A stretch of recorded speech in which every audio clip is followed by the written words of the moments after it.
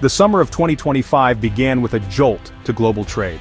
As the world's economies were just starting to recover from years of uncertainty, a new wave of disruption was about to hit. The global supply chain, already stretched thin, faced a fresh round of challenges that would ripple across continents. On July 7th, President Trump bypassed tradition and announced sweeping new tariffs via social media. The announcement, made in a series of early morning posts, caught both Wall Street and Washington off guard. The president's direct approach left little room for speculation. These tariffs were coming, and they would be broad and immediate. These tariffs targeted a broad range of countries, including close U.S. allies, and sent shockwaves through markets and diplomatic circles. Investors scrambled to assess the impact, while diplomats rushed to understand the implications for their own economies. The news dominated headlines, with analysts warning of potential global recession if tensions escalated further. The move marked a sharp escalation in the administration's protectionist agenda, signaling a new phase of trade conflict. The White House defended the decision as necessary to protect American jobs and industries, but critics warned it could backfire, hurting consumers and businesses at home. Earlier in April, a similar tariff threat had rattled markets, leading to a temporary compromise, a 10% baseline tariff and a 90 deals in 90 days negotiation blitz. That effort had bought some time but failed to resolve deeper disagreements over trade imbalances and intellectual property. As the negotiation window closed in July, the administration pivoted to a more aggressive approach. Officials argued that previous talks had yielded too few concessions, and that only bold action would force other nations to the table. The new tariffs, set to take effect August 1st, were more targeted and punitive, leaving little time for nations or businesses to react. Industries from automotive to agriculture braced for higher costs, while small business owners worried about supply shortages and price hikes. Letters to affected countries warned that any retaliation would be met with even higher U.S. tariffs. The administration's message was uncompromising. Any countermeasures would trigger an immediate and forceful response, escalating the standoff. This reciprocal strategy was designed to deter countermoves, putting allies in a bind, absorb the pain, or risk a deeper trade war. Many governments found themselves caught between domestic pressure to respond and the fear of further economic damage. The legal basis for these actions was shaky. A federal court had ruled against the president's authority to impose such tariffs without Congress. Legal scholars debated whether the administration was overstepping its bounds, raising questions about the limits of executive power in trade policy. The administration appealed, keeping the tariffs in place and adding legal uncertainty to the economic turmoil. The ongoing court battle left businesses unsure whether the tariffs would stand, complicating long-term planning and investment. Businesses and foreign governments now faced not just economic fallout, but also questions about the legality of the tariffs. Many multinational companies began lobbying for exemptions, while foreign embassies sought urgent meetings with U.S. officials to plead their case. The world braced for a turbulent new era in global trade. Economists warned that the ripple effects could be felt for years, reshaping supply chains and alliances in unpredictable ways. The message was clear: the U.S. was ready to confront even its closest partners, setting the stage for a high-stakes showdown that would test the resilience of the global economy. Of the 14 countries hit first by the new tariffs, Japan and South Korea stood out for several reasons. These two nations, both economic powerhouses in Asia, have long been at the heart of global trade networks and are deeply intertwined with the U.S. economy.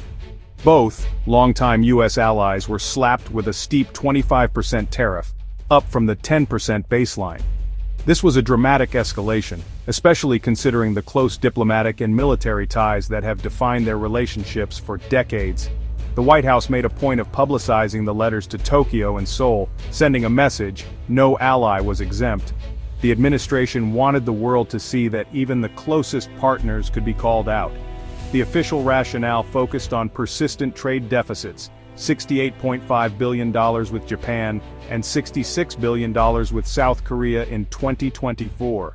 These numbers were repeatedly cited as evidence that the U.S. was losing out in these relationships. The administration claimed these imbalances reflected unfair practices hurting American workers. Factories closing, jobs moving overseas, and stagnant wages were all blamed on these lopsided trade flows. Tariffs were strategically aimed at cars and electronics, the crown jewels of both economies. These industries are not only vital for Japan and South Korea's exports, but also central to their national pride and technological leadership. By targeting these sectors, the US sought maximum leverage to force concessions and rebalance trade. The hope was that pressure on these industries would bring both governments to the negotiating table quickly. Press Secretary Caroline Leavitt bluntly stated, "It's the president's prerogative, and those are the countries he chose." The administration made no apologies for its tough stance. The move was less about detailed analysis and more about Trump's conviction that even allies could be economic rivals. In his view, loyalty and security did not guarantee fairness in trade. The message friendship didn't guarantee a free pass. The US was willing to challenge the status quo, even if it meant ruffling feathers among its closest partners. The administration wanted to show resolve, even if it meant risking key alliances. This was a calculated gamble, signaling that America's economic interests would come first, no matter the diplomatic cost. For Japan and South Korea, the tariffs were a wake-up call. The shockwaves rippled through boardrooms and government offices, forcing both countries to reconsider their approach to trade with the US. The US was willing to disrupt old partnerships for its new trade agenda, making it clear that the rules of the game had changed, and everyone would have to adapt.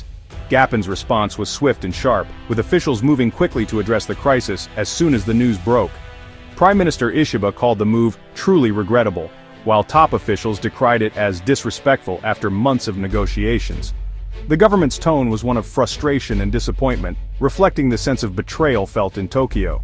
South Korea, under new President Lee Jae-myung, struck a more measured tone but was equally concerned. President Lee emphasized the importance of dialogue, urging restraint and calling for calm, even as his cabinet expressed deep unease about the potential fallout. Both governments scrambled to negotiate before the tariffs took effect, balancing the need to protect their economies with the risk of escalation. Urgent meetings were held, and diplomatic channels buzzed with activity as officials sought a way out of the standoff. Behind closed doors, anxiety ran high. Decades of alliance now seemed in jeopardy. The stakes were enormous and every decision was weighed with the utmost caution. Domestic pressure mounted in both countries to retaliate, but leaders feared provoking even harsher US measures. Public anger was palpable, with protests erupting in major cities and opposition parties demanding a strong response. The tariff shock forced Tokyo and Seoul onto a diplomatic tightrope as they tried to maintain unity at home while avoiding a full-blown confrontation with Washington.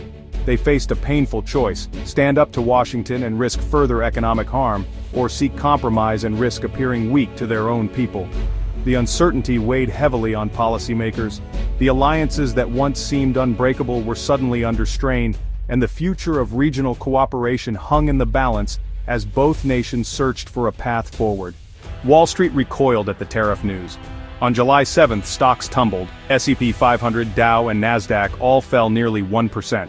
Investors feared a wider trade war and higher costs for global companies. Multinationals reliant on complex supply chains were hit hardest. Experts warned, tariffs are a tax, and the costs would trickle down to American consumers. The market's negative reaction echoed the turmoil seen in April, when similar threats rattled investors. This time, the administration pressed ahead, signaling it would prioritize trade goals over market stability. The message to Wall Street braced for a new era of uncertainty. The trade war was no longer just talk, it was policy. The 25% tariffs hit Japan and South Korea's key industries hard.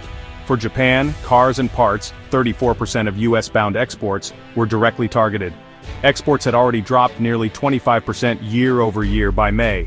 South Korea faced similar pain. Cars and electronics, especially semiconductors, make up a huge share of its US exports. The Bank of Korea projected a 0.6% drop in total exports. Japan's trade body warned of a 0.3% GDP hit. These numbers meant billions lost and thousands of jobs at risk. The pain rippled through entire supply chains, from steel to software. For economies already struggling with slow growth, the tariffs threatened recession and political fallout. The industrial heart of both nations was under siege. Tariffs meant higher prices for American families. The 25% tax on imports would be paid by US companies, then passed on to consumers. Japanese cars, Korean TVs, and everyday electronics would all get pricier. Car showrooms and electronics stores would see sticker shock, with used car prices likely rising too. Low and middle-income families who spend more on essentials would feel the squeeze most. The policy, meant to help American workers, risked acting as a regressive tax. Domestic manufacturers might also raise prices, fueling inflation. In the end, ordinary Americans would bear the brunt, at the checkout, and in their budgets.